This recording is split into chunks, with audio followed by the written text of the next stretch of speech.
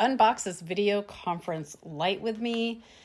Let's see here. Okay, so here's the directions or the instructions. Pretty basic.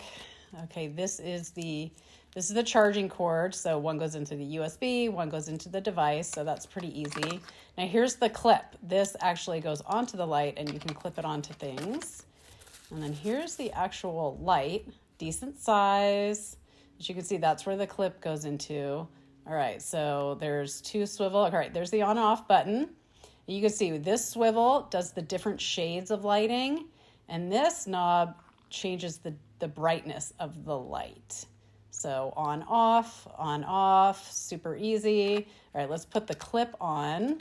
So I bought it because I wanted to clip it onto my phone, and I thought for travel this would be really easy. All right, the swivel's on really easy. And then, yeah, then you can just clip it onto your desk, onto your device, your computer, whatever you need.